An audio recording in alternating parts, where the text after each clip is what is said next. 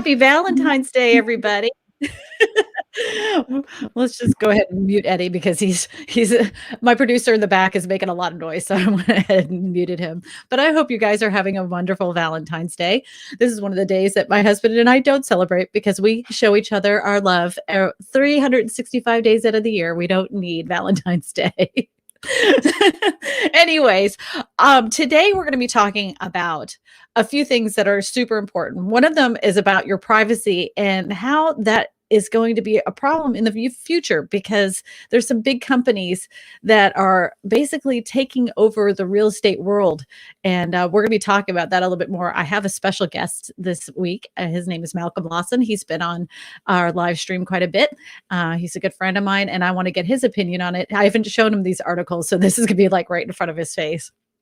Another thing I want to bring up to you is the fact that I got an email recently, and it was from a very concerned subscriber because I kept talking about the Discord, which happens to be a website that you can use to have conversations with. But he thought I was saying or missaying the word discourse, meaning to argue with one another. But I wasn't saying that. It's an actual website. It's discord.com. A lot of gamers use it to have conversations afterwards. Currently, there's only a couple people in there, and I do a lot of talking to myself, but I'd love to have more deeper conversations with you. Maybe even have a live stream basically after the live stream where we can have discussions with one another.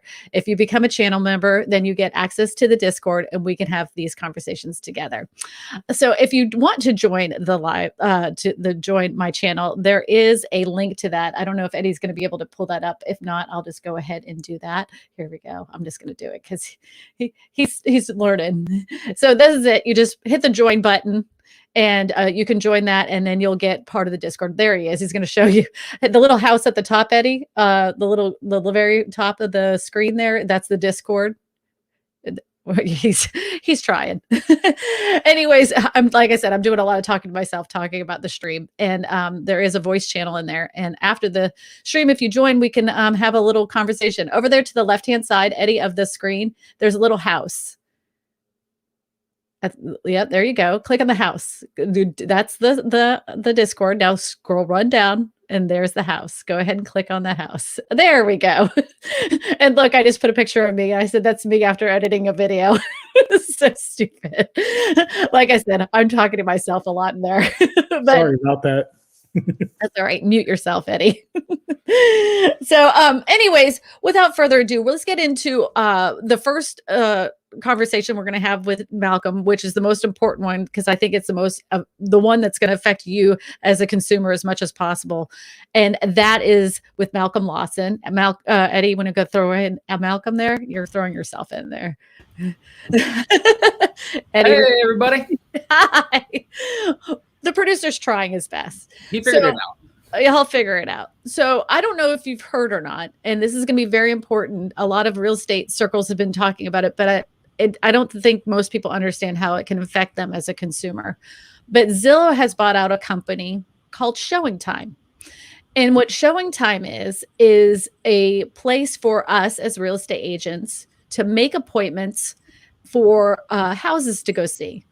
But in that information as well, we are putting our sellers' full information, email addresses where they're moving to, other kinds of notes and personal information that relates to their transaction, including feedback back and forth. So now Zillow has control of that information. They also have control of something called dot loop, which is another information that includes all of your contract information, again, with your addresses to where you're going and where you've been. It breaks down all the details of that transaction. Zillow now owns that information. And that is, like, to me, 100% a monopoly. And secondly of all, it has control of a lot of people's personal information that they didn't sign off to have given to Zillow. And it's a very, in my opinion, this is a detriment to the consumer itself. What is your opinion about this? Have you seen this? Can you pull up the article, Eddie? Yeah, this is really scary. And like you hit the nail on the head. What they're going after here is consumers' data, Like people are saying that data is the new oil, right? Data is in the 21st century, data is going to be more valuable than oil and gold and silver and all that stuff. Because I mean, that's how Facebook makes money, is they have data on all these different consumers and then they run ads to them. That's how Google makes money. They have data on each of the consumers, they run ads to them. And Zillow is it's like a massive land grab to get as much data about consumers as they can. That's exactly what they're doing with Showing Time now. They're going to know exactly, what houses, how many showings each house has had, who's showing those properties. And like you said, with them acquiring Dotloop, that's a scary thing, because now they can see every single detail of every single transaction, plus all the parties' contact information. So if a deal falls apart, they can then reach out to that seller and say, hey, why not try using a Zillow agent? Or if there's any for sale by owners or anything like that, they're going to have all that data. And yeah, it's scary. Like they're really trying to change this entire industry, and not for the better. They're trying to just monopolize it and get as much cash as they can from it. What if you're not in the data entry type of thing? So each website has something called a pixel, and in that pixel, it captures your information as you're scrolling through stuff. So think of it kind of like Google does. When you start scrolling and searching things on Google, then all of a sudden that pixel says, oh, this is the type of person that's watching this. So we're going to go ahead and send more advertisements that would be conducive to things that they would purchase. That's basically what Zillow's doing with housing and where you're going to and where you're coming from. So now they're going to have this data on they're pixeled you into other advertisements that they can gear towards you to make you buy a house. Basically, they're going to pull on those heartstrings of you to purchase a house. To me, it's a manipulation of what people are searching for online, and they're going to be the sole providers of that information. Their advertising is going to go directly towards you, and you may never see another type of real estate type of advertisement again unless people are willing to pay top dollar. These people have the keys to the kingdom. They're the Google. They're going to be the Google of real estate. They're going to be like the Facebook of real estate. It's freaking me out. I don't think it's a great thing. I'm just glad that like you and I and other people that we're close to know how to use social media in a way that helps us. But most real estate agents don't do that. And how are we going to, unless we pay them to advertise our listings, or we become a Zillow agent? Is that what's going to make them put your listing on the top? As Zillow houses going to sell faster because of this information? It freaks me. It scares me that they would have this much information about a buyer and a seller. Right. I don't think they should have that. Yeah, I agree with that. A lot of people, if you ask them, what is Zillow's business model, most people have no idea that Zillow, they don't sell homes. What they sell is your personal data. Mm-hmm. They collect your personal data and they literally sell your contact information to real estate agents. Usually, it's usually like kind of desperate real estate agents that are not necessarily the best ones out there, honestly. And they're just selling your personal contact information. When you fill out that form and say, here's my information, I want to schedule a showing, they'll sell that information sometimes for $30, $40 just for your contact information. And that's their business model, is selling your data. And now they've entered you into, their database as well. And now they're going to remarket to you for years down the road. It's just, that's their business model, is selling your personal data. And that's not really something that I can get behind. I think the other thing too that Zillow was doing. Oh, thank you for the $19.99 super chat from VCG Construction, a longtime watcher of the channel. Well, I'm a big fan of theirs. If you're into construction, you should jump over to their channel. They have every tool review in the world. But back to Zillow. The thing that has the other thing that bothers me about Zillow with this whole model is they're claiming that they're going to have two separate entities, because they're now getting into, they said they were never going to be real estate brokers. Well, they've changed that. They're trying to eliminate the real estate need for a real estate agent altogether. To me, that's not going to happen, because people need that personal touch, because we're not numbers and figures and algorithms. Right. They're people with emotions behind these. So they even have it where you can go to a house with scheduling an appointment with an app. like, hey, I want to go schedule an appointment. So you do the app and then they give you a code and then you enter the house and there's no one even showing you the house. So you can't even get any specific information like you would from a real estate agent. Like you couldn't find out how far away the local grocery store is and how long is the traffic. They can give you numbers and charts and everything else, but there's something to be said to having a human contact and human interaction with somebody. So they're going to have their model and it's probably going to be successful, but there's always going to be the need for people like you and me. The biggest concern from all of this is they're still going to be making those same kind of commissions. Are they going to reduce their commissions for doing half the work that we do?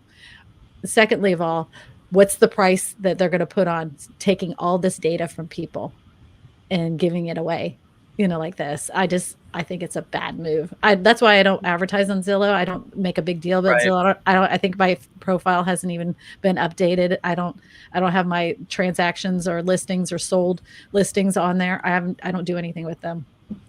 But you know what really bothers me about Zillow is the Zillow offers where they offer to buy your house. And here's what really bothers me about that is that they're essentially flipping your property, right? They're going to make you a ridiculous offer, literally sometimes $100,000 less than what an experienced real estate agent could sell your house for. And they're going to buy your house. They're going to put a little bit of money into it and flip it and then sell it. And it bothers me because a lot of people don't understand that they're flipping your house. They say, well, Zillow offered me $200,000. I think that's what the house is worth. And they don't understand that if I could literally get them, $50,000, $60,000, $70,000 more than that instant offer from Zillow. There is a time and a place for that instant offer. Right. There are some houses that really need somebody to fully renovate them, but people just don't understand that that's what their business model is, and they think that they are getting market value for it with the instant offers. And Zillow advertises saying, "Hey, we're going to pay you market value," but it's not. They wouldn't buy your house and then sell it themselves unless they're making a really big profit on it, and that really bothers me. Is they're literally taking your equity and taking your profits and just taking it from you, just from people being ignorant and not really understanding that process. And that's our job, is explaining to them the numbers and figures. We do something called a CMA, or a cost market analysis, and we show you exactly how much houses have sold. If you did it maybe $10,000 worth of renovations with painting and updating your kitchen and everything else, that you could gain $30,000 back. We can explain those things to you. And I can't see the numbers and algorithms type of brokerage explaining that. They're doing turnover. That's all it's going to be, is a turn and burn kind of process. So it concerns me. I think that they've gotten really big. Isn't the whole world manipulation? Do you feel that the real estate profession is going to be challenged? Oh, it is. It has been challenged. It has been for ever since the invention of the internet. Right. I remember years ago, you're either going to adapt and adjust and make it, or you're not. There's no way around it.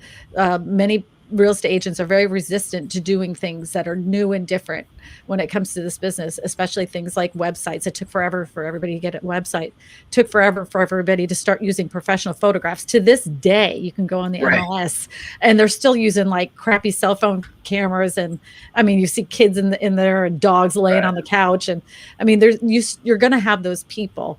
And I think those people are going to eventually be eliminated because they never put in the effort.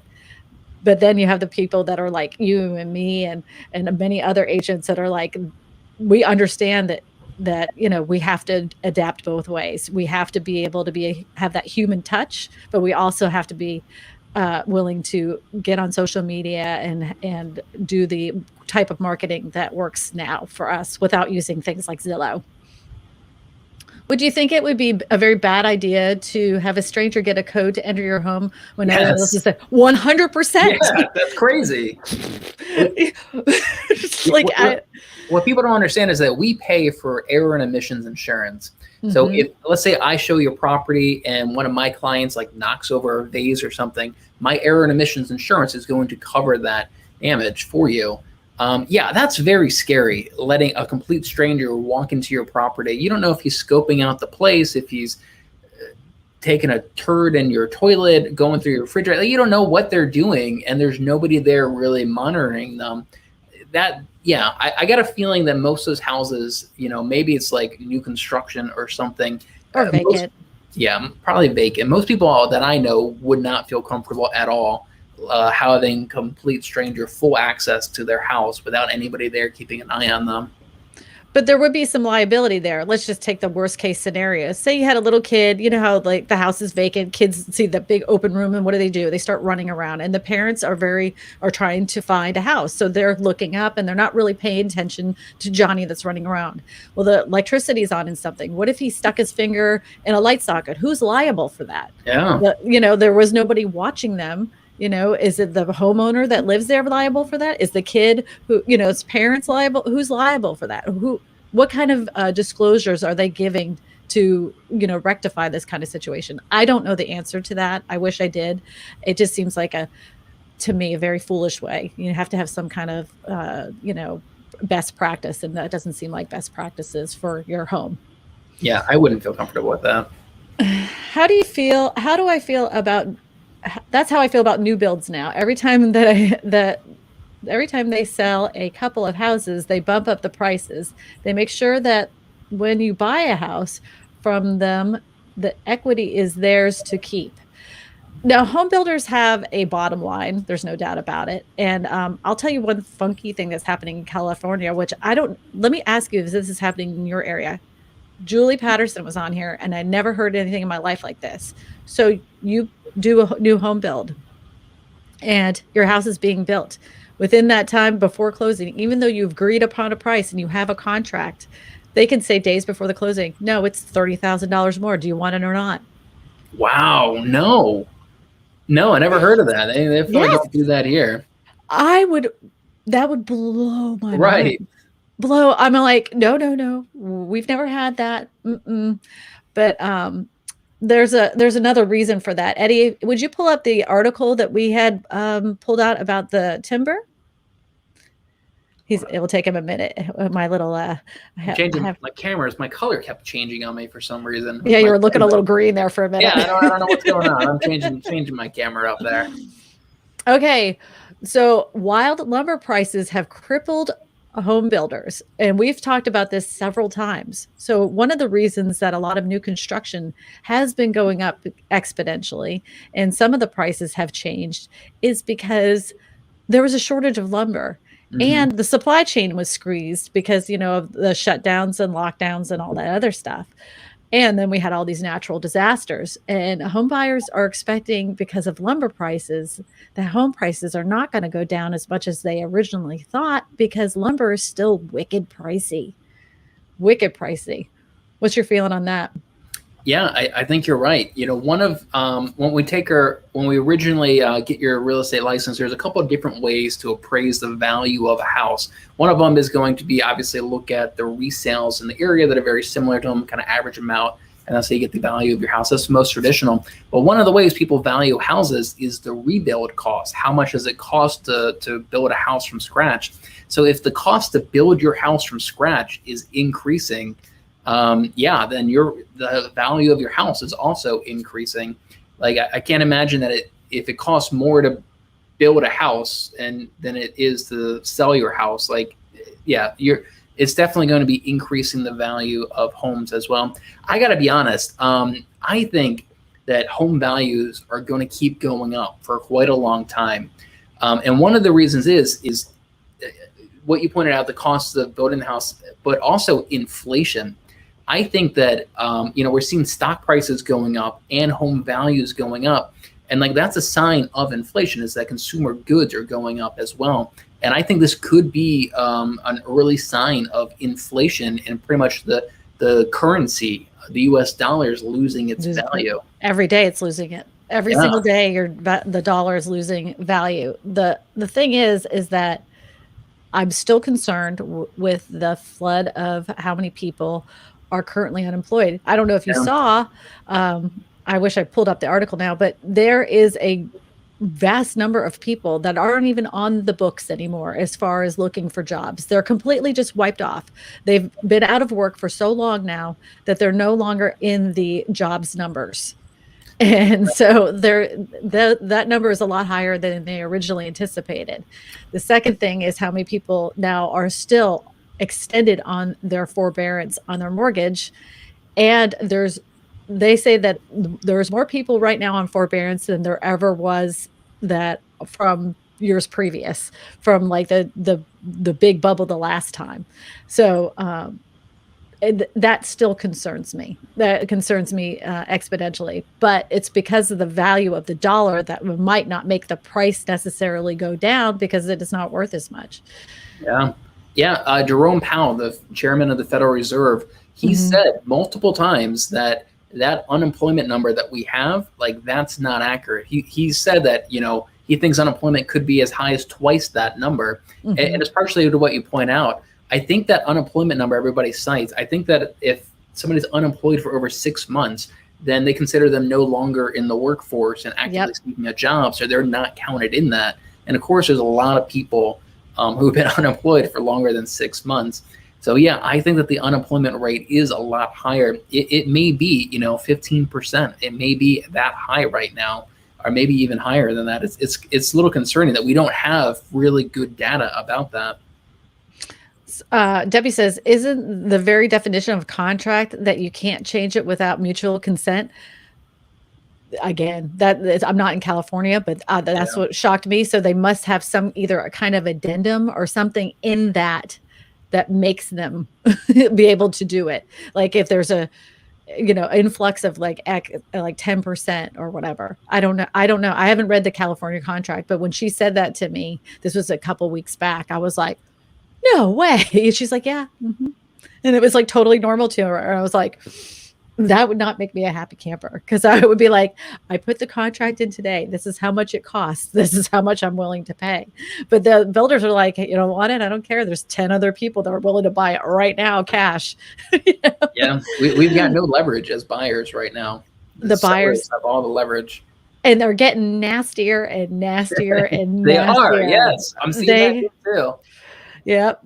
There will be a correction of some sort this year or next, or when.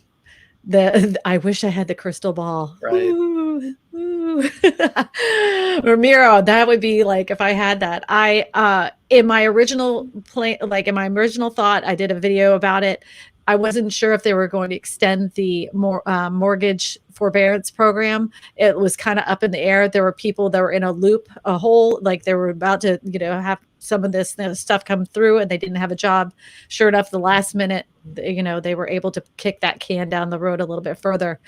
And there's people that have been on forbearance since it started. Since this started.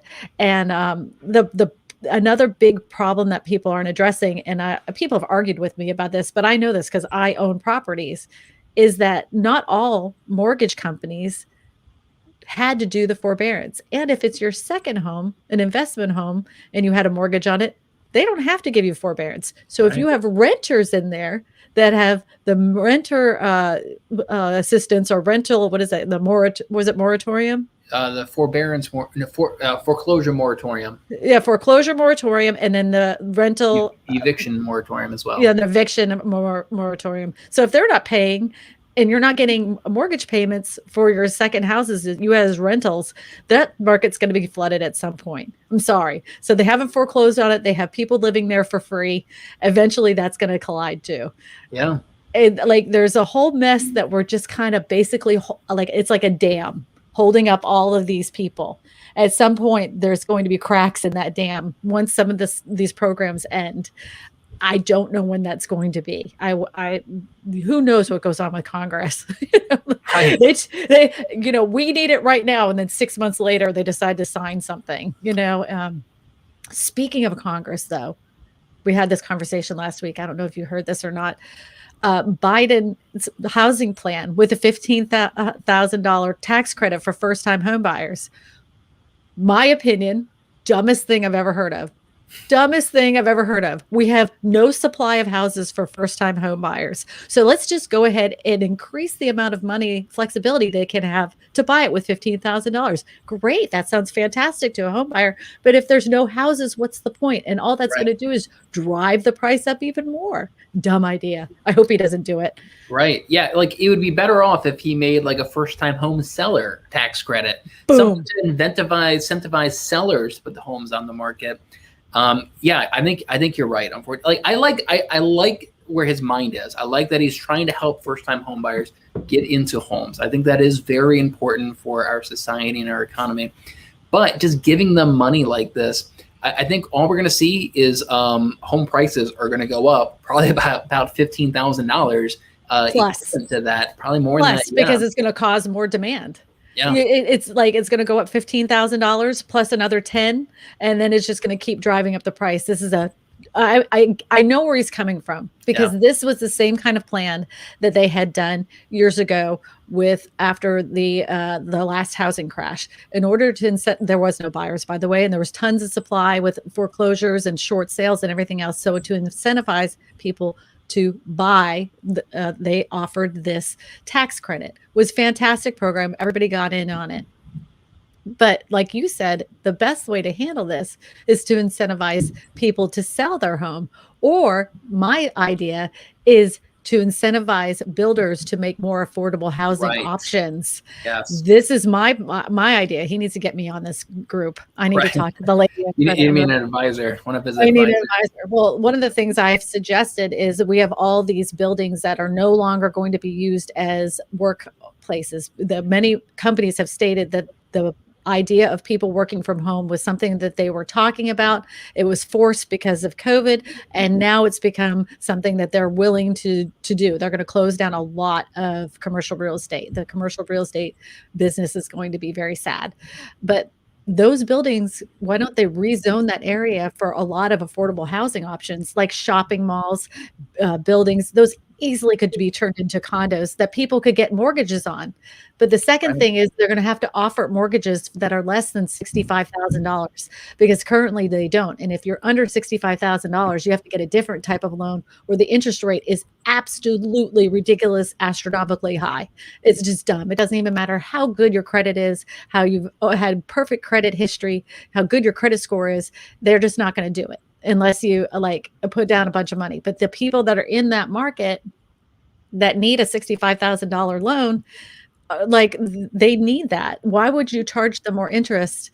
Because they say it's more liability, but I call BS on that. There's plenty of people that have good paying, good jobs. They've saved money. They just don't make, the over $65,000 a year. Most Americans don't. That's I think the average American makes, $72,000 a year. Family of four, that's nothing. That's pittance. That's pittance. But you could do that. Okay.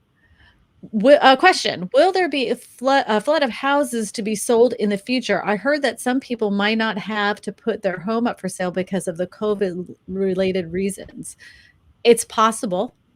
What do you think? Yeah, so I'm watching the vaccines very closely. And I do think in the springtime, we're going to see a lot of sellers because a lot of people are getting the vaccine right now. Both my parents have it. My grandparents got it. My uncle has it. You guys have it. A lot of people are getting it right now, and they're going to continue to get that. And so let's say last year you didn't sell your house because you don't want 30 complete strangers walking through your house right now in the middle of a pandemic. Those people from last year are going to feel much more comfortable listing their homes this year. And so I think that the springtime, we are going to see a lot of people listing their homes. Now, not everybody has a vaccine yet. It isn't rolled out yet. There isn't enough of them yet. But I think that we're definitely going to see an increase in inventory in the next 6 to 12 months or so, because people are much more comfortable with it right now. That's a very interesting thought. I didn't think about the low supply is how many people are I'm not selling it because I don't want a bunch of people in my house. That's dumb. I didn't even think of that as being a reason. I just thought it was just they didn't need to sell. I think that's the main reason. Yeah. And I would there's some people that are saying, well, yeah, I would like to sell, and yeah, I could get a lot of money, but where am I going to go? Right. That's another thing that I talked to a couple of sellers. They're I really want to make this money right now. I'd love to make, because my neighbor just sold their house for a mint, and I could do the same, but where am I going to go? There's what am I going to buy? There's nothing out there. We've looked. And so that has precluded some people from selling their homes too. Yeah, that's a really interesting point, though, that because of the low inventory, you have people who don't want to sell because there isn't any inventory for them to buy. So that leads to lower inventory. Mm-hmm. It just gets worse and worse. Do you see that? What's a normal down payment on a space station? You have to ask Elon Musk for that. Elon Musk would be the one to ask on that.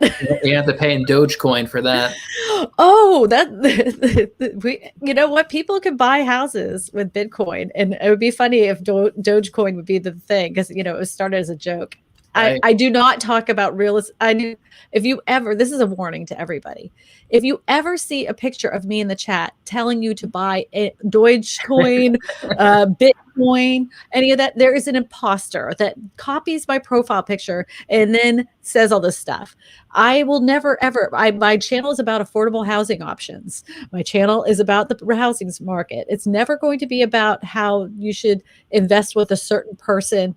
And I'll never use a WhatsApp number or any of that nonsense. So if you see that in the chat or in the comment section, that is 100% not me. If you wanted to make sure that it's me, my name will always be highlighted. The fake person, their name isn't highlighted. It's such nonsense. That's how you know that you've made it, that you've got imposter Kristinas now. Eddie and I showed this last week to everybody, but I'll tell you because it was funny, because somebody actually made a reaction video to my video, and that's when I felt like I really made it. Right. somebody decided to make it a reaction to my video. What about Redfin? It's like Redfin's like the how do I describe Redfin? Redfin is like you have like Ruth's Steakhouse, that's real estate professionals. Then you have the Western Sizzler, that's Zillow. And then you have McDonald's, that's Redfin. Yeah. It's very similar to Zillow. They're trying to follow their model. I have nothing to really say bad about them. Let me my opinion about Redfin and Zillow. Okay. All right. So their entire business model, both of them, is to sell your data. How Zillow does is it sells your contact information to an agent or a lender for a flat fee, maybe $30 for your contact information.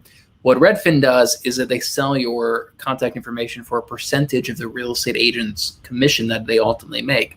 And they charge a 35% referral fee. They may even be 40% now. So they'll give your contact information to a real estate agent. That agent now has to give up 35% of their commission that they ultimately get paid for working with you. So here's the thing though.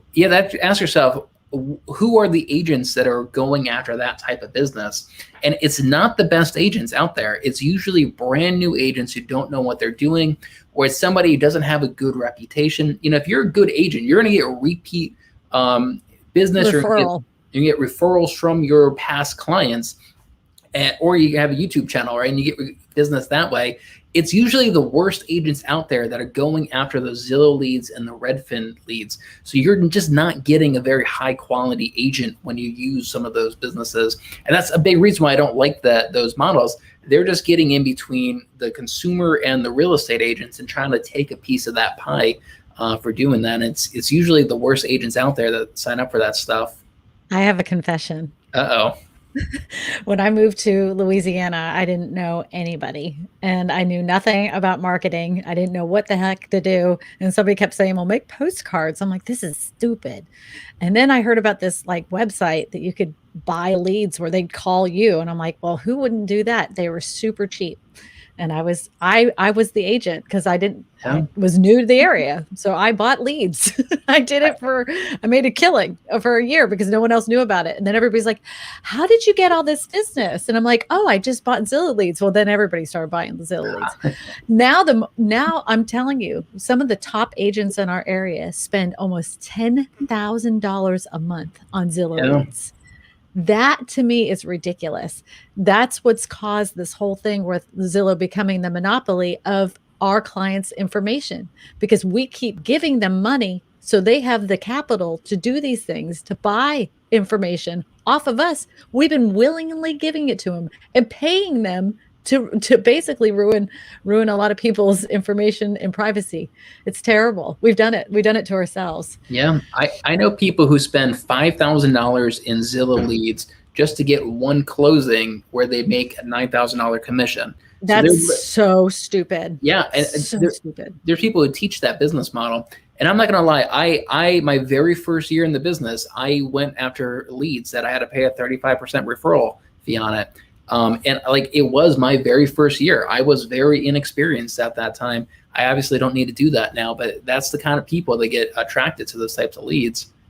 It makes sense though. At 35%, at least you don't have to pay them until it closes. That makes more Yeah, sense than the paying the monthly fee. Randy says the real estate agent companies need to invest more in websites, apps to work well with competition, especially in browsing photos. And you know what, I Randy? I'm agree. going to tell you, there's still to this day, I cannot believe when I open the MLS and look at some of these listings and it's like a $400,000 house and they have literally the worst pictures known to mankind. It's so bad. There at one time you didn't even have to have photos, and there were agents that would just basically put up the default picture of a house and put it on there. I'm like, what are you doing? Well, now they have to. So they'll like take a picture of the front and the back in that, and then they call it a day. But those are the ones. The strong will survive. Right now, the market is hot. Anybody could be a real estate agent. There's a lot of people that are in this business for the wrong reasons. And once it's always once there's a dip, they start going away like fly. Like they just scatter away like roaches. Yeah, that's very true. Yeah, because they have to work now. But I'm working every single person like it's going to end tomorrow. I've always have, because that way, that's what you're supposed to do. Question. To invest my money and build a real estate profile, is it better to wait to get lower prices in the future or take advantage of low rate right now? Thanks. I will say this. Foreclosures are always a great deal. And the low interest rate now, it has a higher price point, right? But then let's just say a year from now, the prices go way down, but the interest rate is way up. One way or the other, you're Right. paying the piper. You're either paying in interest or you're paying it in the house. Now, if you're an investor, you're going to be buying foreclosure properties. They're going to need a little bit more work, and you're probably going to get a better deal. So I think you're okay to purchase some real estate. One of a wise investment that most people don't talk about, and I talk about often on my channel, is if you're using for rental properties, manufactured homes. They're very inexpensive to purchase. They're super inexpensive to repair and remodel and fix up, and they're wicked easy to rent out. And people that I've rent out and always pay cash. Always pay cash. I had to talk to a guy last week. He actually, that's what his flip business is. He flips manufactured homes. Wow. Yeah. And he said every person, like almost 75% of the people that purchase his manufactured homes pay cash. Wow. Yep. Isn't that wild? So, Question. Having a CMA done on Tuesday from a realtor with a very aggressive buyer. Can't wait to see what they have. They value our home. Love to move, but finding a home is also an issue. Having a CMA done on Tuesday from a realtor with a very. So you're selling your house? Is that what you're doing? You're selling your house? If you're selling it, you're in good shape. You have all the cards. You can, and if I were you, if I was your real estate agent, I would try to sell it at top dollar, because you can squeeze them for everything. I would not allow them to have an inspection period for more than a few days. Oh, I know. well, yeah. Yeah. If I'm representing the sellers, you got all the cards. Do not do a home warranty. Don't even offer that. And see if they'll waive the appraisal. So that way, if it doesn't appraise, they'll have to pay whatever the price is over it. So have them write an addendum. So if it doesn't appraise for that amount, they have to come out of pocket. Question. Asking for this for me and someone else. What about Zillow buying homes for resale now? We talked a little bit about that. It's not a great idea. You have had clients get a mortgage in the living trust. Yeah, my aunt, her mortgage is in a living trust. What is a living trust? It's basically it's controlled, almost like a company controls the money, and so that way, once if my aunt and uncle pass away, the trust goes over to their kids, and they don't have to go through all that paperwork because they've passed away. It's Oh, already set up in trust. that's right. I've had clients who bought their home in the name of their trust before. It must be Yeah. something similar then. Tax advantages. Exactly, 100%. And I actually know a good real estate attorney here that does that kind of living trusts Hmm. for investing. So if anybody's in Louisiana, I'll gladly give you his name. He actually has a YouTube channel. I talked about it before about there's a real estate term here in Louisiana called naked ownership. And it has to do with inheritance and who is considered the naked owner of the property. I know it's a funny name, but it's something here in Louisiana. But he was in that video. It's an even better thumbnail. Yes, manufactured or mobile. Okay, so here's the difference. Did you know the difference, Malcolm? It's something to do with the trailer. If it's on a trailer chassis, is that it? No. No. Let's try again. So, in everything before 1976 was built with no building codes or standards. After 1976, HUD got involved and said, look, people are living in these full time. They were originally made for a like recreation home, not full time living. But from here on out, you guys are going to have to build them to these codes because people are, it's like people are getting sick, blowing up, like all sorts of crazy stuff. So you're going to have to build them to these specific building codes in order to be considered a manufactured home. And that's how they get around it. So that way you can get government financing on them. But anything before 1976, you can't. And the only way you can get a government-backed loan on a manufactured home is if you have it tied to a piece of land. If you're renting that piece of land, you cannot get a federally backed mortgage on it. Yeah, I don't agree with that. I don't like that you can't get a traditional mortgage for that stuff, because absolutely the mortgage forbearance and moratorium, like that doesn't apply to mobile homes because they can't get these traditional mortgages. Even the lot that they're renting from, like there was a guy I know that owns a manufactured home park. And when they came out with the CARES Act, there was a guy screaming, running down the street, screaming, I don't have to, don't pay your lot rents. Don't pay your lot rents. We don't have to pay our lot rents. So then he had to come up with a big thing saying, this doesn't apply to you guys. Sorry. And the mortgage forbearance doesn't apply to them either. Yeah. So it stinks because those are the people that are literally the most vulnerable at this time. Those are the people that are working the most low income wage jobs. Yep. Those are the ones that are getting laid off from their job. And these are the people that need the most help, that need these checks, that need these forbearances, that need these moratoriums, and they're not helping them. They're not helping them. It's just total hose. It's that K-shaped recovery I'm always talking about. Yep. Question. Can I use this cold, bad weather to my advantage with buying a house? All open houses were canceled this weekend. Hey, you could try. That's not a bad idea. Anything. Anything. If you have to bake them a cake before you walk in the door in order to get the house, do it. When I was selling my house, I actually baked cookies every time somebody came in the house. I had 2 small children. I would make them stand in the entryway of the foyer because that was the only part that was tiled. And I would have all the lines in the carpet lining up. So when the market's bad, you'll do anything. So I can see that must have been a different market, right? Totally. Buyer's market there. Yeah, it was totally different. But I will say this: I'm sure you know this too. The Real Estate National Association Realtors will not allow for love letters, what we call them, love letters.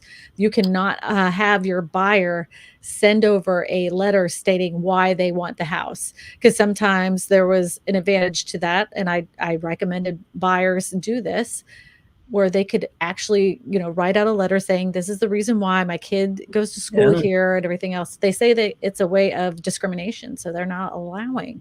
Yeah, so you're the second person I've heard say that, because I've been telling everybody to do that, and all my clients have been doing that, and you're the second person this week I've heard say that. Can't do it. Yeah, they're saying it's fair housing violation now. Cannot do it. Oh, crap, that was super, super effective. Yeah, you can't do that.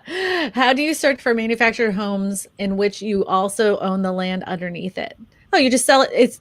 It's a traditional real estate transaction. If you're having a problem finding a real estate agent that will list your house, let me know. Just email me at info@KristinaSmallhorn.com. But it is a traditional real estate transaction. We do them all the time here in Louisiana. They actually even qualify for a VA, FHA, and rural development loan. There is some more qualifications that you need to meet. Like there's certain specifics, like the trim package they have at the bottom of the manufactured home, those kinds of things. Sometimes it's called skirting. They'll require certain kinds of things to be done to the manufactured home in order for it to be listed and qualify for those particular loans. But your real estate agent will know which ones that is. It can go conventional as well. So yeah, it's just a regular transaction, real estate transaction. Naked, okay then. Oh, because of naked ownership. Yeah. That is a real estate term here in Louisiana, naked ownership. I actually did a video on it where I have 2 signs that say naked owner on it. Which is better, single or multifamily house to invest? Go for it, Malcolm. Yeah, good question. Okay, so if it's your first rental property, you've never owned a rental property before, in my personal opinion, I'd say that you have to look at the quality of tenants. So let's say you get one tenant that pays you $2,000 a month, or you can get a multi-unit and you get 2 tenants that pay you $1,000 a month. Like I'd say that one tenant is going to be much easier who can pay $2,000 a month. Like that quality of that tenant is probably going to be much higher than 2 lower income tenants, I guess.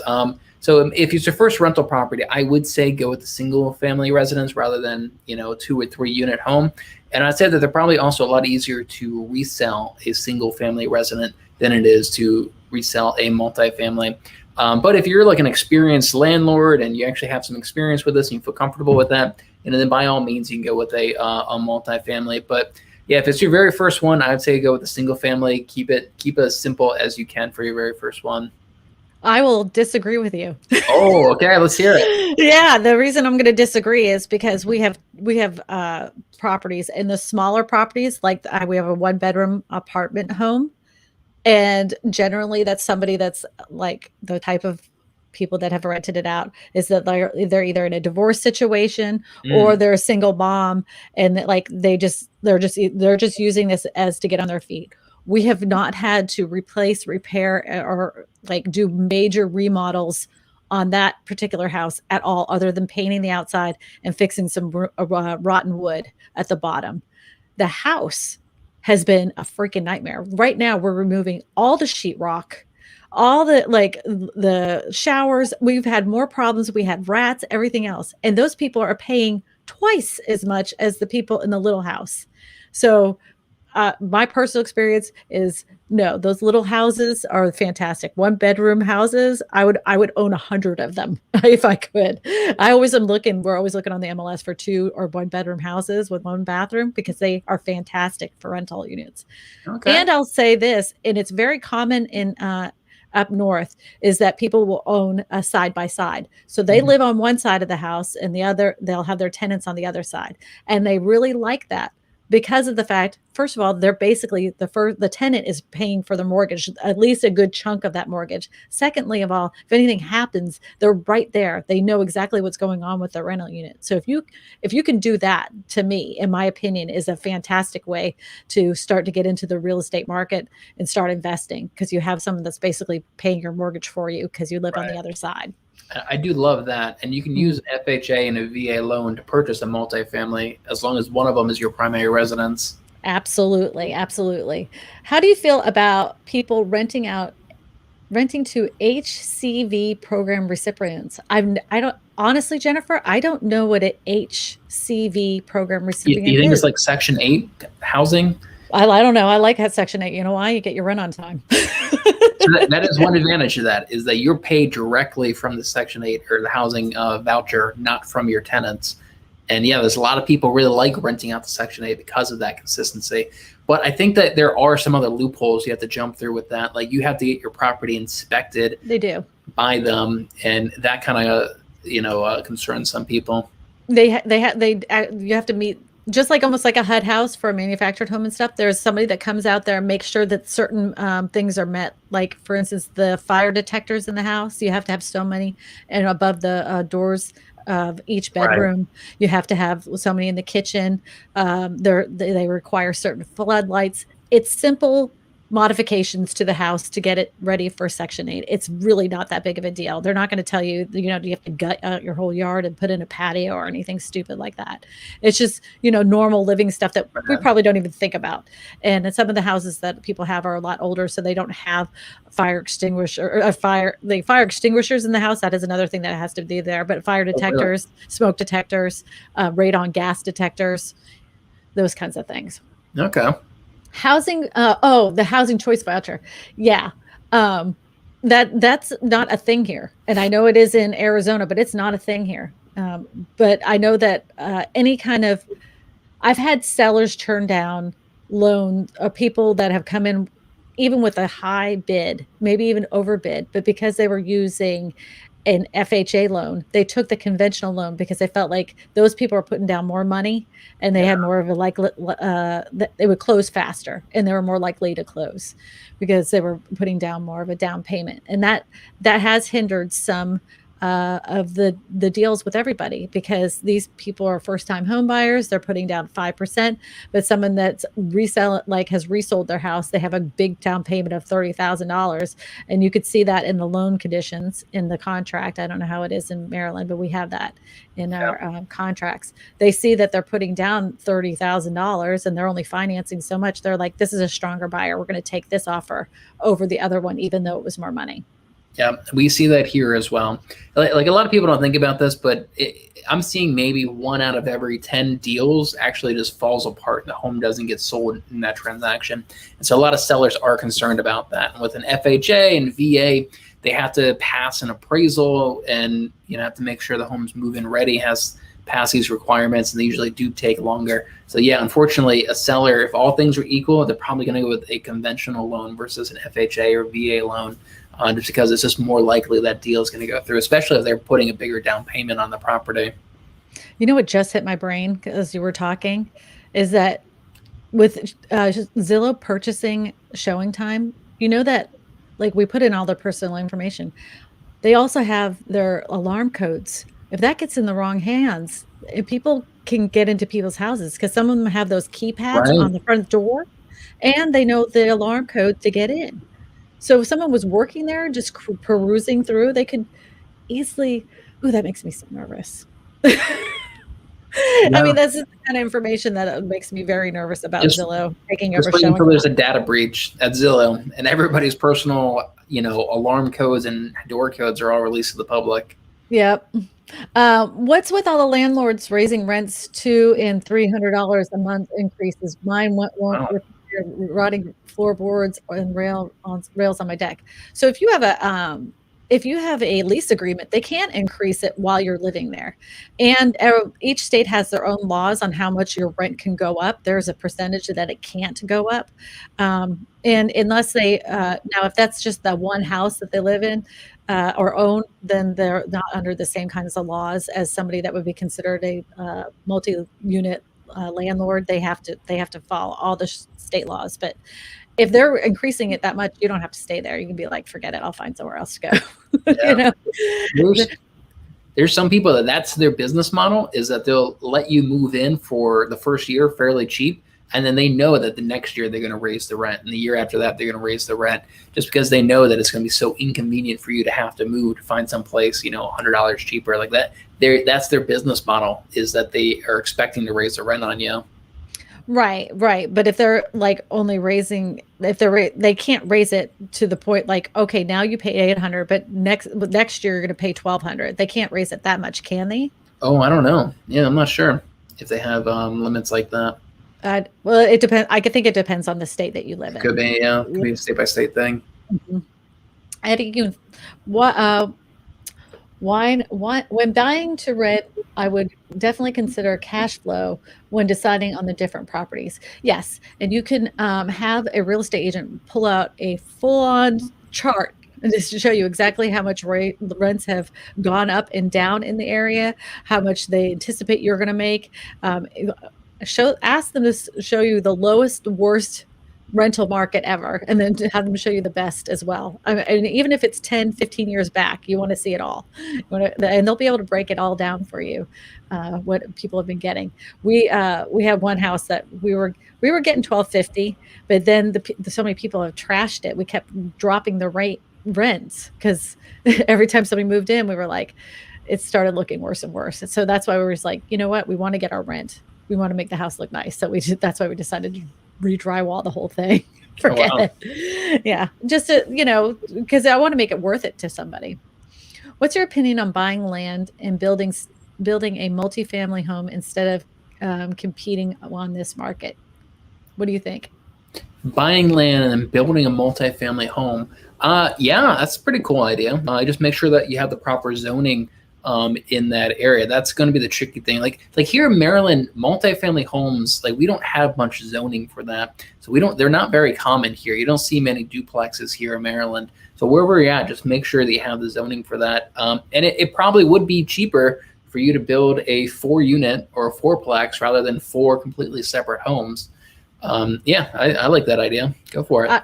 I would definitely get some contractor that you can work with because the building supplies have gone up a lot. So you definitely want to price that out. See if it would be cheaper for you to build with a piece of land. Not only that, you're going to want to check with your permitting office to see not just zoning, but if they'll may say, well, you can have multi-units, but you only can have 3 attached buildings, or you can only have 2 attached buildings. So you might have to have 2 separate buildings attaching, and then you're going to want to see how much the tax rate is because of those specific ones. And like ours would consider, even though it's on a piece of land and you've had it zoned and everything else, say you had 2 separate properties, 2 separate buildings, but there were 4 properties total, they would consider that a subdivision. So then that gets you in another tax rate. So you're going to have to really figure this out and work very closely with your real estate agent just to find out what the rules are for your area. What question? Can you guys teach me about the USDA 502 direct loan? I can't. So I know the USDA Rural Development Loan. Right. We have that in here in Maryland. And essentially there's a map online where it shows what they consider rural. And I'm pretty surprised by what they do consider rural.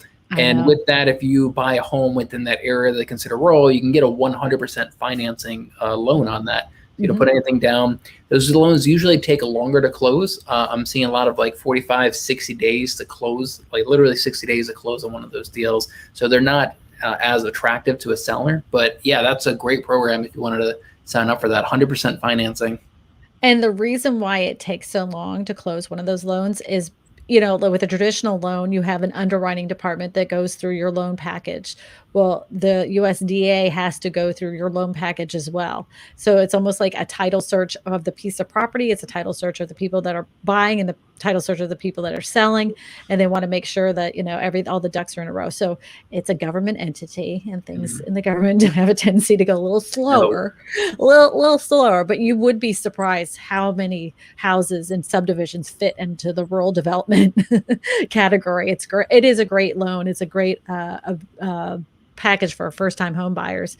But like I said, in this market right now, a lot of home sellers are saying, well, you have 100% financing. This person has $10,000 down. I'm going to take this one with a conventional loan that I know can close in, the next 30 days, and compared to the USDA HUD loan, which is going to take 60 days. Yeah, a lot of people don't think about it, but how long a loan takes to close is going to be a big factor in getting your offer accepted. Like right now, like a VA loan, I have one lender can close it in 30 days. I think like Navy Federal takes like 35 days.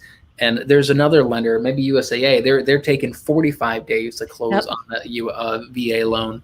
So if you can get a lender, that's one of the things you have to look for when you're shopping around for lenders. If you can get a lender who can close in 30 days compared to 45 days, you probably want to go with the 30 days just to actually get your offer accepted. There was a little question. This says, question, can someone move out of a rental and take the landlord to court because of serious repairs haven't been corrected, although there hasn't been a breach of monthly payments? Yes. You can take them to small claims court, and most certainly can. I would document everything, like literally everything, with a timestamp at the bottom. And I would, you have to show proof that you have sent them multiple letters of the problems that have been certified mail. Make sure it's certified mail, those letters, and you send them to them and keep the receipts of all of that. If they still haven't repaired it, then you can take them to court. You have the evidence against them. There- There's just as many bad landlords as there are bad renters. That's for sure. Yeah. Question: do you think that we will have a real estate crash in 2021 or 2022, and the reasons for that? I do not want to buy at a high price. Go ahead, Malcolm. There's so many, when you're trying to predict the market, there's all these if-then statements. So it's very possible that the government could take some proper actions and avoid a real estate market crash. So if you have confidence in your government, they could take the proper steps. However, if you don't have confidence in your government, they very well may bungle this whole thing up, and they may, abruptly stop the foreclosure moratorium and the forbearance programs and leave all those people high and dry, in which case we could see a flood of homes hitting the market. So if they play the cards right, we could avoid this thing with the high unemployment rate as well, like you pointed out. If they take steps to get that down so people are, actually employed, and maybe if they, all the banks that are behind on payments, if the government took some of that trillions of dollars that they're printing and made those banks whole, made all those loans whole, we could avoid a huge foreclosure crisis. If they don't take that, then we are going to have a foreclosure crisis. So it all comes down to how confident you are in our government to manage this situation moving forward. I will say at least the Fed and the government currently understands that this has been done before. We've been here before as far as like a problem with mortgages. Maybe they've learned their lesson, but if one thing I also know is that government doesn't seem to ever learn its lesson. Yeah. That's why we keep printing money like a crazy person. Question: should you build or buy? Also, can you subdivide a house to something like 5 apartments? You'll have to ask your area if you can subdivide a house into 5 apartments. That is going to be 100% locally permitted question. I give you permission, but that doesn't mean anything. I give you permission, but that doesn't mean anything. I already paid my house and would like to invest. Do you recommend? Gracias. Yeah, I'd invest it. There's nothing wrong with investing. Gold is good. I'm all in investing. Yeah. Yeah. You know what? If you guys like to know more about real estate investing, Malcolm has fantastic videos about real estate investing, much more than I ever cover because that's not my wheelhouse. Malcolm is the guy. Go over to his channel, Malcolm Lawson, realtor. He's the one if you want to know more about real estate investing. Question: real estate market is hot. How long do we anticipate it will last? Let me pull up my crystal ball. Right. High seat. What do you say, Malcolm? I'd say at least the next 3 months, it's still going to be this hot. After 3 months, yeah, my crystal ball is just too fuzzy. It's just too hard to tell. I don't know. I've been saying the fourth quarter of 2021 is going to tell us a whole hell of a lot. Yeah. That's what I've been saying for a while now. Once they kick the can down that road one more time, I'm like, I don't know how long they're going to be able to sustain that, or the banks aren't going to be crying, we're poor, and they're going to have to stop it because you can't, the money has to come somewhere, and you're going to have to pay the piper at some point. We can't keep doing this. Someone is holding the bag right now. And so, I don't know. I think the fourth quarter of 2021 is going to tell us a lot. What area of Maryland is Malcolm in? Annapolis. Hey, I'm in Annapolis, capital of Maryland. And that's the flag behind you too, right? Yeah, that's the Maryland flag right there. We've got the coolest flag out of all 50 states. I'm very proud of that flag. Malcolm, what is your website? Someone's asking. livinginmaryland.com. Ooh, that's a good. That is a good website name. I spent $3,000 to buy that URL. I bet. Question: Malcolm, why is it so difficult to see the closing costs will be while in the early buying stages of buying a home? Go ahead. Yeah, I don't know. I hate that. That is the most frustrating thing. Here in Maryland, at least, they don't tell you what the final closing costs are until 3 days out from when you're actually go to closing. Like all you can really do is just estimates, and it's up to the title company ultimately that they need to crunch the numbers, look at the taxes, look at the closing date and everything, and really figure out what the closing costs are. Yeah, it's very frustrating that you have to wait so long before you actually know the final number for that. Sometimes it's like the day of closing or the day before closing that they finally tell you, oh yeah, you need to bring $13,000 to the closing table tomorrow. Yeah, I don't know why they take forever. It's very frustrating. They've gotten better about it because it used to be way worse, way Oh, really? worse. Yeah. When I was buying my first house, the mortgage company could say all the way to the day you were signing on the line, your mortgage payment was going to be $800, and they were like, "Just kidding, it's 1,200." And you're like, Wow. yeah, and they messed with you, and they would tack on all these different fees to you. And they changed all that. That was around the time of before the last housing crash. So that has changed. But here in Louisiana, the title companies are pretty good. It's about 5 days. Our estimates are pretty close, though. I mean, Okay. they're like maybe $300-400 off. And the reason why it takes them so long and why they have to wait to the last day, because believe it or not, the day you close makes a difference in your closing costs. As stupid as that sounds, but it could be as little as $15 difference. But that's why they're not saying this is exactly how much you owe. Right. That's a very good point. A lot of people are confused about closing costs. And what I have to tell them is that your first mortgage payment isn't due for 30 to 60 days after you close on that property. It's all of that month plus one full month afterwards. You don't pay your first mortgage payment, but you still have to pay your property taxes and your insurance at settlement to cover that time period. So what day, if you close at the end of the month, your closing costs are going to be a lot lower. If you close at the beginning of the month, your closing costs are going to be a lot higher. So that's a big factor into your closing costs. Those is what is known as escrows. Those are escrows. So, Malcolm, we have been talking for an hour. I know we could do this forever, but I do want to thank you for coming in. And if you guys are looking for foreclosures, I don't know if I told you this, but a new affiliate link that I have is for foreclosure.com. I have it in the description here, and it's a discount for the people that use it. You get 7 days for free, and it costs $35 a month, and you get all the foreclosures that would even be on the MLS. And I know it works because I found one for one of my clients, and it's going to be closing before the 20th of this month. So it was a great deal. He got a great big piece of property for a lot less than if they had put it on the MLS. So I'm thankful that I got this, and I wouldn't even recommended it to my clients. The original cost for it was like $39.95. Oh, not there, Eddie. It's in the description. It's in the description. He tries. That's my producer. It's in the description, but the normal cost is $39.95, and I'm like, I am not telling that to my clients or the people that I have on my channel. I'm giving them a deal. What can you give me better? So they made it a flat $35 because I thought it was so dumb.